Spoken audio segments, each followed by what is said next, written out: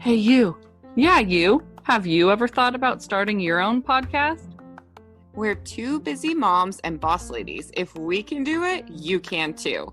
When we were trying to get this podcast off the ground, we had a lot of questions. How do we record an episode? How do we get our show into all the apps people like to listen to? How do we make money from a podcast? The answer to every one of these questions is really simple. Anchor. Anchor is a one-stop shop for recording, hosting, and distributing your podcast.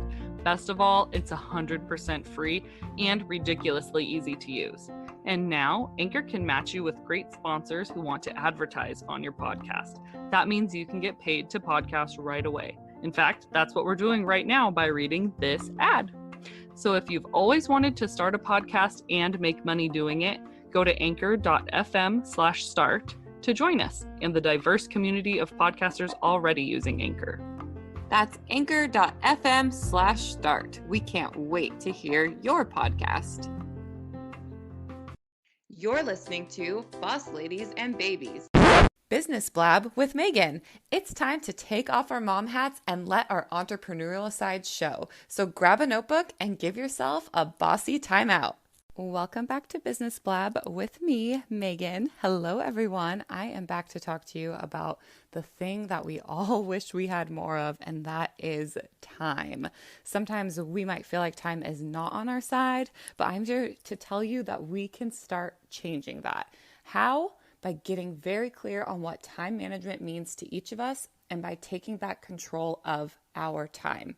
When we spiral through our days, we often feel overwhelmed, miss important tasks, or finish the day feeling like we accomplished absolutely nothing. How many of you have been there where you feel like you were not 100% when it comes to your children, you were not 100% when it comes to your business, you were definitely not 100% when it comes to yourself, but you're exhausted and you have nothing to show for the day. So many of us have that feeling. So I wanted to share with you some of my best tips to manage your time and live your days feeling productive, accomplished, and like a total boss lady. So let's get into it. First, and most importantly, is setting priorities. So when we look at all the things we have to get done in a day, it can feel like every single thing on that list is the most important thing, but that just isn't the case. So when I'm struggling with how to figure out what's most important and where my priorities are, I like to look at all of my tasks and my whole to-do list and everything that I need to accomplish that day as balls flying through the air. And some of these balls are plastic and some of these balls are glass. And I imagine myself actually juggling these balls and dropping them and what happens when I drop them. And I decide which of these balls will shatter when it's dropped and which of these balls will be just fine and roll away. The shattering balls are where your priorities are. The plastic balls are things that can just roll off and come back to later. So this works for us who are a little bit more visual, but if that isn't your jam, there's other ways that you can kind of look at things to decide your top priority. I would recommend trying this visualization if you can and just see if it helps. It's been game-changing for me.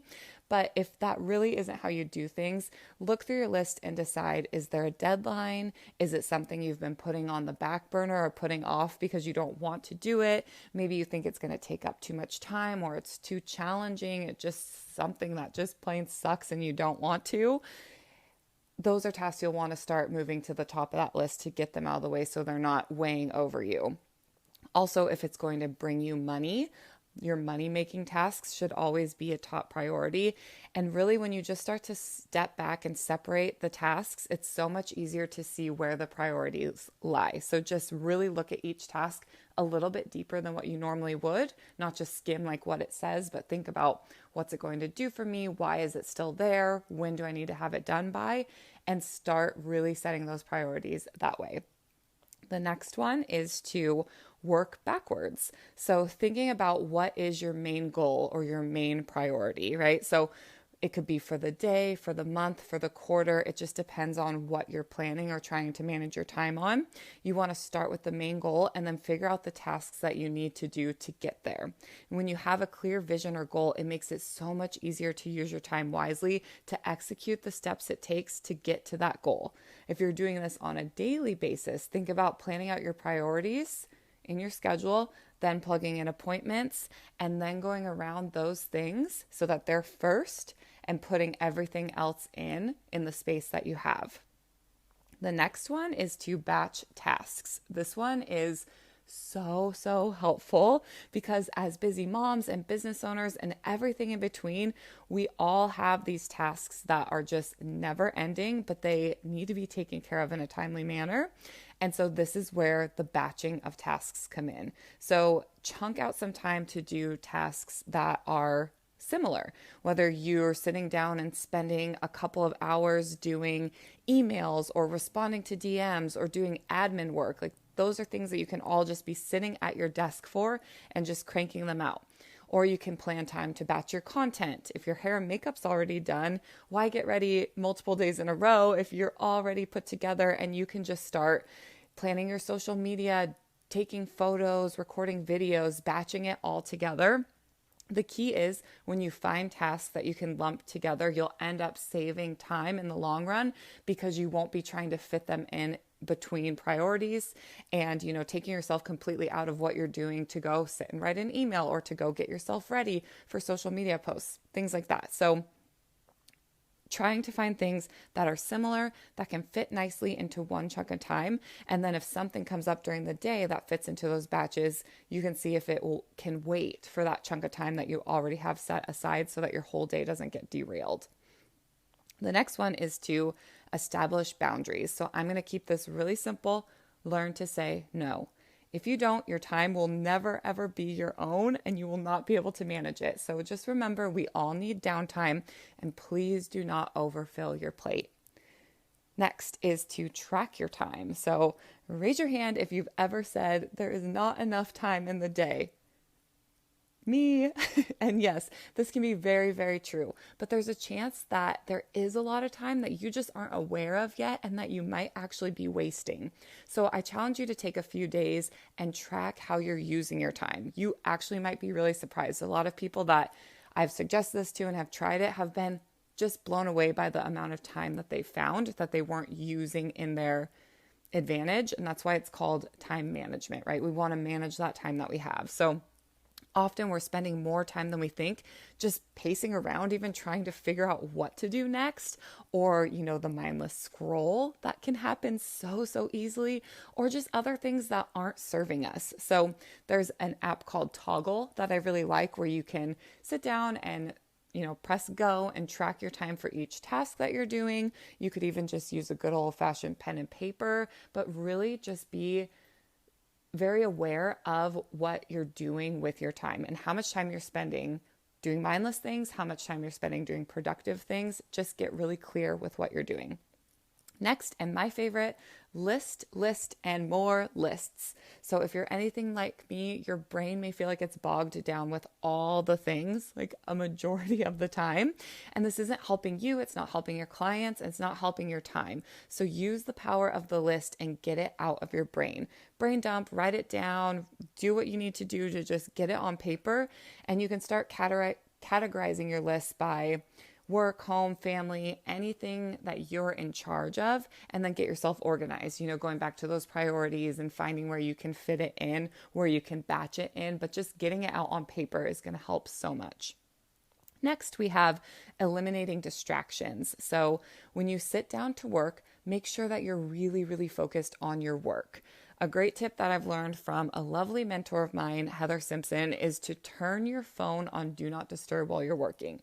This is so helpful. Turn off your notifications, turn off incoming emails, and close out of your social media pages. If you can, even put your phone in another room and try to find a quiet place where you won't be interrupted, and make sure that there's no temptations around that can distract you from what you've set out to do. A lot of us have a very limited amount of time to get things done, so make sure that that precious time isn't being filled with distractions.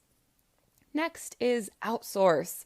This is just your friendly reminder that you do not have to do it all alone. And if you aren't in a place to outsource in your business just yet, think about other places you could bring in support. So whether that's housework and having someone come in and help you once a month or a couple times a month, if it's childcare, if it's grocery delivery, there's so much support out there just waiting for you to utilize it. And it's okay to ask for help.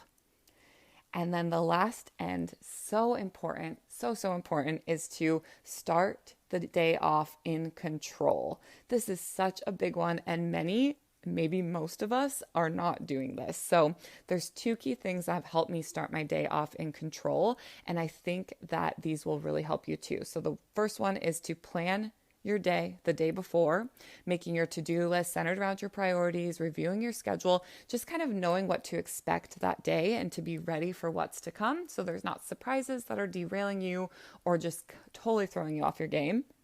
And the next one is do not grab your phone when you first wake up. Instead, try doing something for yourself so that you can start the day stress-free. Because when you grab that phone, you might start on social, then move over to the news, then jump to email, and boom, boom, boom, you are already out of control of your day. You're seeing outside in sources coming in from other people, things that you need to do, emails that you need to answer before you even had a chance to fully wake up and be ready to take on that day. So not grabbing that phone even for 10, 15 minutes, I promise you this will change your life. So start using these tips and your time will really start to be back on your side. I want to hear from you.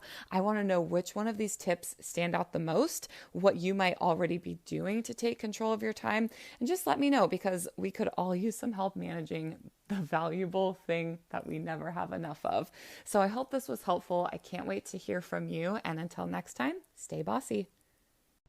Thank you for listening to Boss Ladies and Babies. If you like this episode, be sure to rate, review, and leave us some feedback. Make sure to follow us on Instagram and Facebook and join the conversation in our Facebook group at Boss Ladies and Babies. And until next time, Stay bossy.